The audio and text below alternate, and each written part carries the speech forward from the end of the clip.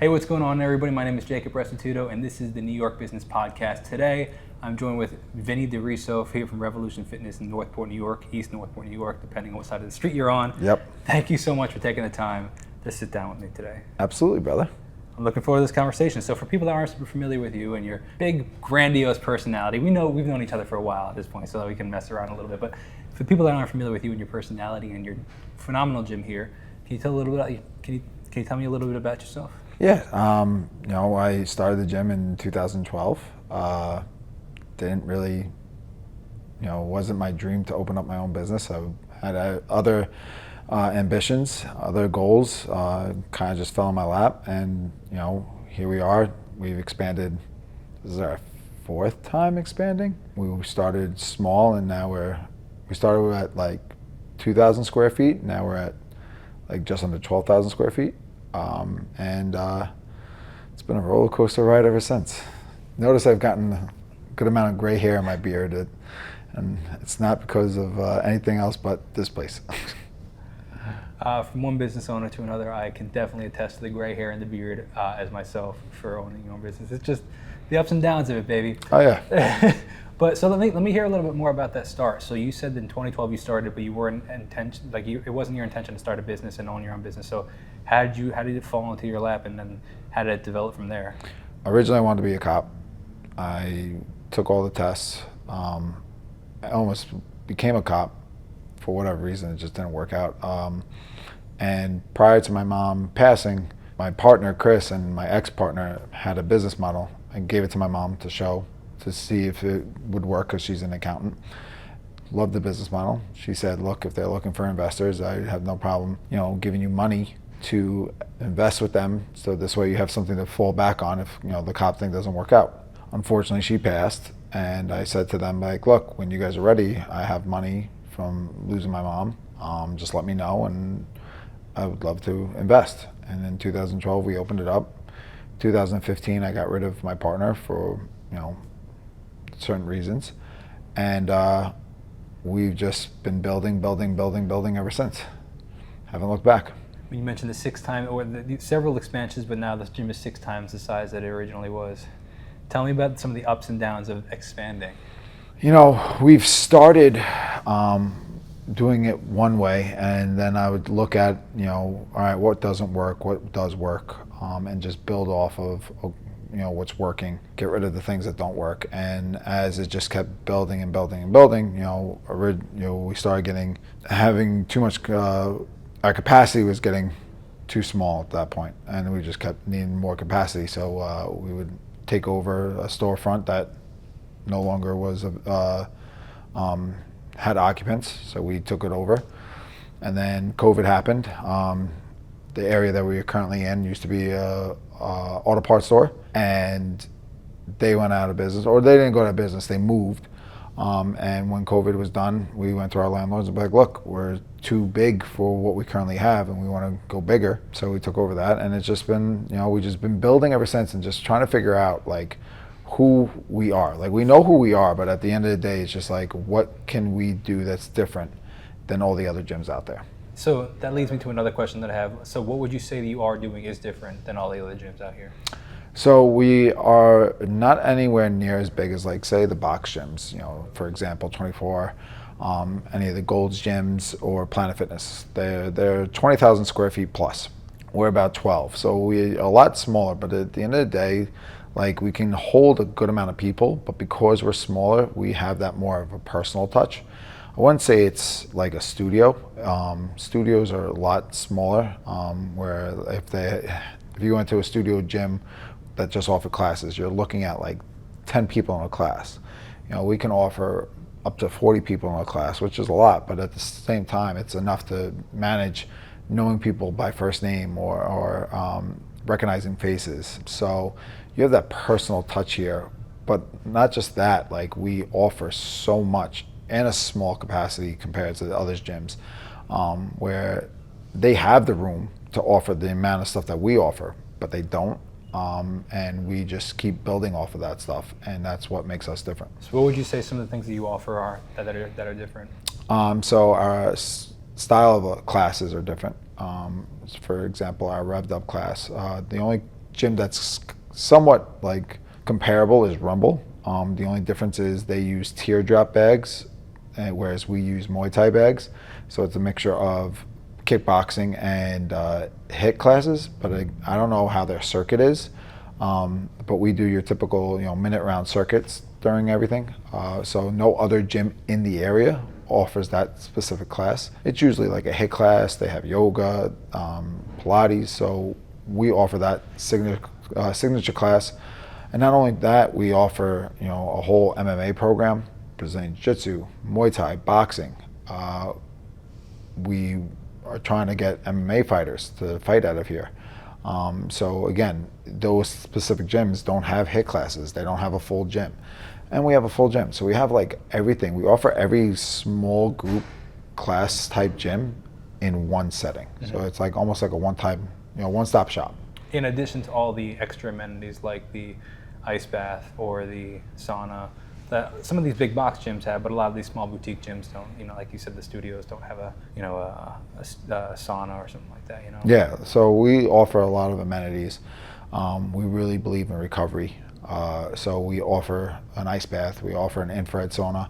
We have Normatec compression leggings. We have the Theraguns. We have a nutritionist on staff. We have a stretcher on staff. So we're also looking into bringing yoga to the gym. We're also looking into Pilates, which is kind of also a little bit, it's a great workout. It's not as intense, but it can complement our workouts that we have. So it's, and we'll write out programs that will really benefit taking our HIIT classes, doing Pilates, doing yogas, or even if you're doing the MMA program, how all those classes can incorporate with each other. Instead of just going to this gym, to this gym, to this gym, to this gym, this gym, you can just come to one place, and as long as you believe in our program, you'll be fine. So I think one of the biggest questions that entrepreneurs have is the repeat customer. Now your business model is a little different than, say, a restaurant where they come and spend 45 minutes once, maybe once a month, and their goal is to have them come every month or every week, where your business model is, hopefully they come every day or 7 days a week for 45 minutes to an hour, or however long they come. Yep. What are you actively doing to keep that customer, that essentially the return customer, so that they don't just come for the 7-day free trial, but they stay not only for a month, a year, but they stay forever? So, like, during the renovation time that we've just been having, it was very hard to keep the gym as clean. So our focus is to always have a clean atmosphere, but not just that. Like, I emphasize on my staff to be friendly, have a smile on your face. Whatever you got going on in your personal life, leave it outside. Deal with it there, not here. Make everybody here feel comfortable. In the gym world, it is to some people, it's scary. And, gyms can be intimidating.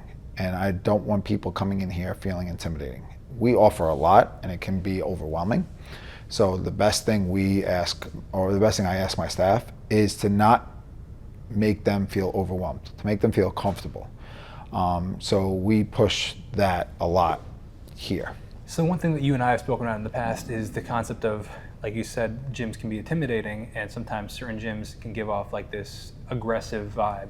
Well, to some degree, that aggressive vibe sells because, there's that whole macho, like, well, I want to be this macho man, or I want to be this strong woman.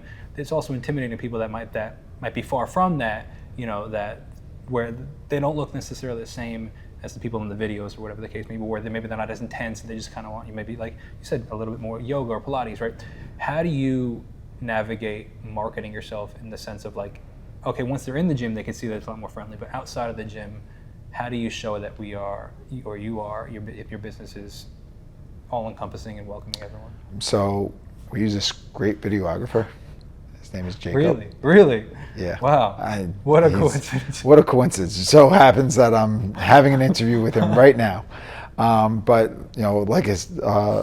we've had discussions on what I want as far as filming or pictures is more kind of the friendlier look instead of the macho look. So this way it brings people in. Look, I understand what I've created. I understand what we bring here, and it can be very intimidating, but we try to bring in that friendly, warming feeling initially, so we can show people that, like, hey, yeah, this is intimidating, but you see how much better it is and how much you actually enjoy it when you're being pushed a certain way. So we draw them in through marketing, through that friendly, gentle vibe. We guide them in our classes to feel comfortable through our hard classes, so they feel comfortable. And when they walk out of here during the 7-day trial, you see them coming back and be like, my endorphin rush that I had was amazing. Like, I've never had that before. And it's because they're doing something that is different for their body compared to other classes that have that more gentle touch. So we draw them in by, being friendly and gentle, and then we really explode on them and show them that, hey, your body really wants this type of workout, wants this type of program. And they just feed off of that. And we're constantly changing the classes, we're constantly changing the program, so this way the body changes and this way they feel better about themselves. So I've been a member of your gym for about 5 years at this point. And one thing I can absolutely attest to is the community inside the gym. I've been a part of several different gyms in the past, and there isn't that necessary, even smaller gyms, but there isn't necessarily that sense of community where I see the same people every day and we have a conversation. It's not just, I happen to see them. I've been in other gyms where I see the same people, but we have a conversation. Even if they have headphones, we have a conversation for 2 minutes. He has the baby, has this, right? What have you actively done to achieve that? Like, how did you create that? It's not something that I actively done. I think it's the fact that I'm such a hands-on owner, and I'm constantly on the floor. I'm working with clients all day, and I introduce myself to members, and and I try my best to have such a warm feeling here that it kind of just made people open up with each other, because they feel comfortable here. They feel comfortable talking to somebody. When I see another member helping out another member that they don't absolutely know, I always say, I really appreciate you doing that. That that didn't go unnoticed. I saw that, and as an owner, that's a great feeling, because guess what? By one member helping another member, that just kept that member here because they feel comfortable, and they didn't have to do that. That's not their job to help another member. Yeah.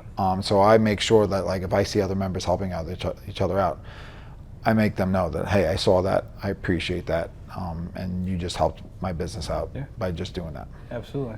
With the rise of social media, there's been a significant boost in fitness influencers, different styles of gyms, different styles of workouts. Do you actively try to stay on top of the industry trends? Is that not something that interests you? Or if you do, if it does interest you, how do you try to achieve that? So we've had this discussion before as far as TikTok and what builds and stuff like that. My whole philosophy is, Northport in itself is a different community. What does that mean? It's a different community compared to I feel like other communities. We're a very close niche community. I'll watch other businesses and around our community and their social media, and everything they do is just generic. It's not. They don't follow the trends. They don't follow the hype. So we kind of just do the same thing where it's just I don't really care if I see a viral video at a gym and want to mimic that. It's not going to bring in a customer for us. What we try to do is, instead of going with the trend, kind of just give our own flair and build off of that. And with the help of you and Sydney, I feel like we've emphasized a good chunk of who we are through social media, and not going with the trends, and just sticking to what Northport is about. It's a hard-working town. It's a blue-collar town, and so we constantly want to show people here are working hard. People here are doing what they want to do here and not trying to do trendy things. If Northport was a trendy town, it wouldn't have taken it would have taken Northport a lot sooner to build the hotel and all these other restaurants that are now finally building up, because the old timers are eventually leaving out, so now people aren't up in arms for these new generation, new ideas to come in. So I try to stick to what Northport is, whether it's on social media or outside of social media. That's really interesting. So we're going to look at the past and we're going to look at the future. So looking at the past, what would you say one of either the biggest mistakes you've made or one of the hardest times in your business, and how did you navigate that? It's funny you ask because I'm dealing with that now. I never went to school for business. I never took leadership classes. I never really like had mentors in the gym world to kind of be like, hey, Vin, do this, do this, do this. I kind of like just winged it. And I went to a convention, a gym owners convention, a little less than a month ago. And it opened my eyes significantly on what I was doing wrong. If I can go in the past and change things, absolutely I would, based off of what I was doing. And it was more on like things that I was doing, not necessarily what the gym had. It was more that I wasn't creating a team here to benefit us. I wasn't, everything I was doing was kind of like, all right, I didn't know how to delegate, or I was 100% dealing with everything instead of this person doing this person doing this. So if I can go back into the past and change that, where it's like, no, I'm trusting people to help me run my gym and build my gym, that's something that I would change in the past. Now, that being said, since this convention, I've been working very hard, creating a team, building a certain atmosphere here, and trying to portray us to the future and showing that, hey, we're the gym to be at, because we have not just have a great gym, but we have a great team. We have a great, people working here that want to be here. And it all starts with me at the end of the day. So that's the one thing. I wouldn't change anything as far as what we have here in the gym, because it was I wouldn't say the failures, but the mistakes or the lessons that I learned have now created what we have today. So I'm happy for certain things that didn't work out, because it's like, all right, well, that's not working, let's do this. And when that caught on fire, it just made us go forward even more. So it's really just going back and fixing and just trying to change who I was and be a better leader, which is now I'm trying to do now. Yeah. Now looking forward, what would you say some of the biggest opportunities you see for this gym in your area are? There's a lot of opportunities. I'm very excited with what the future holds. We have a lot of things in the works that I never thought of until, like, hey, this convention. So we're going to be bringing in a lot new programs that do very well in this town. Currently my MMA program is going off. It's doing very, very well. So we're actually trying to take the building that's in the same parking lot over and bring our MMA program there, so it has its own building and its own opportunity to just flourish, which then means we're going to change this whole layout in our classroom, which is already a thriving program for us, and just amplify it even more with other programs that we're going to bring in. And then we're also bringing in, hopefully next year, something big that belongs in this town, because people love it. We live in a very sports community, and I wish I could say what it is, but hopefully soon I can stick around. Yep, hopefully soon. But it's gonna be a game changer for sure. Very cool. Coming from the world of social media and experience of social media on YouTube or on Instagram and stuff, there's a lot of comments, a lot of noise. Some great comments, lifting you up. Some terrible comments bringing you down. Very similar to the review, whether it be in-person review or online review. Yep. Of a business, like a brick and mortar business like yours. Have you ever had an experience, or can you name an experience where that review or feedback has actually influenced your decision making and made a change in the gym? Actually, recently, I put out there that it was just like a feeler question, just to see, or put a research out there to see if I want to bring Pilates to the gym, Pilates or yoga. And somebody said something in the comments when I posted in the family, like Northport Families group or whatever. And so I reached out to the person and they said, like, look, you know, I would definitely come to your gym. I think your gym was great. It's just those HIIT classes weren't my thing. And I'm starting to realize as things start going for a turn that I wouldn't say HIIT classes are out, but I think people are not really pushing for the high intensity interval training like they used to. Now people are really like gearing towards the like, all right, Pilates, yoga, bar classes, something that doesn't put so much strain to the body. But here's where the problem lies is those classes are great, but there's really nothing to really then push the body that much further.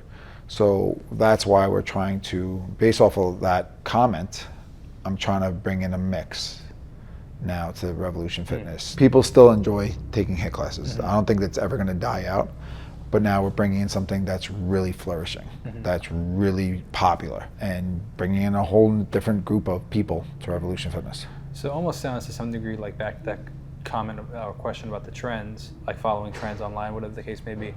Maybe it's not necessarily following the trend, but it's reading the room and reading the situation, the trend of culture. Yes. But then also putting your own truth and belief into that. Yep. You know, adapt, not necessarily just taking it verbatim, but saying, okay, this is what culture's doing. How do we incorporate that's true to us? Yeah. So in the gym world, it's constantly changing. I mean, in the 12 years that I've been doing this, the trends have changed so much. So we try to keep up with the trends. You know, that's why I named it Revolution, because it's always, you know, changing. Things are always upgrading. And so we always want to just keep moving forward and revolutionizing ourselves to just stay with the times, stay with what's going on, but at the same time, stay true to who we are and our motive, and just have that personal click, but with everything incorporated. So so in the way, as far as not with social media, but in the gym world, we try to keep with the trends. So this way we're always relative. Now that you've been in business for almost 12 years, in this business for 12 years, what advice would you give to somebody just starting out in business? Don't be afraid. You're gonna make mistakes. Have the right people around you. Have the right support system around you. Don't be afraid to ask people that are smarter than you questions. Listen. Don't be afraid to delegate.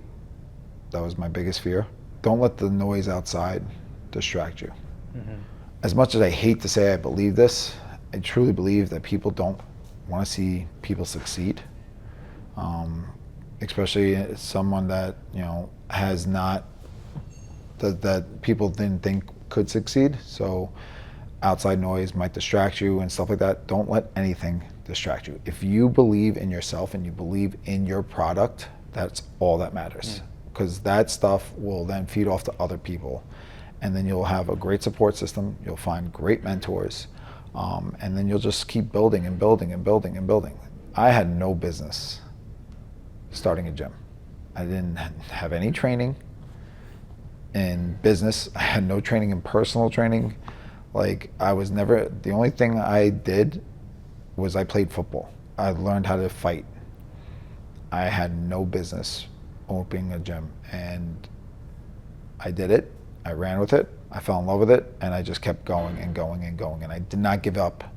And I believe in my product. Again, I've made plenty of mistakes, but I still didn't give up, and that's it. Like, just believe in you. Believe in what you're putting out there. As long as you do that, everything's gonna be fine. Well, I really appreciate this conversation. I really appreciate your insight. And wrapping it up, is there anything that you'd like to say to the audience about your gym, or about you, or checking you out, or giving you a try? Anything you'd just like to say? Someone said to me today that our life is not a rehearsal, that we live in the moment, we live in the actual live moment. And so my message to anyone watching this is enjoy life, have fun. Don't worry so much about this, don't worry so much about that. Don't be intimidated, whether it's my gym or any other gym. Don't be intimidated to try something new, to go out there and better yourself. In today's world, health is important. And so, like he said, you know, this isn't, our life isn't a rehearsal. We only got one shot to this. So make it count. And if you're one of those types of people that are afraid to go to a gym, don't be. There's so many ways to get healthy. There's so many ways to find people to help you, whether it's a health coach, whether it's a nutritionist, whether it's a trainer, whether it's somebody that you know that just loves the fitness world. Go out there and better yourself, and don't be afraid. If you're afraid, you'll always lose. But if you're not afraid to take on challenges, you'll never lose. You'll always win. Great advice from Vinny Deriso here at Revolution Fitness. Thank you so much for taking the time. No problem, buddy. I enjoy it.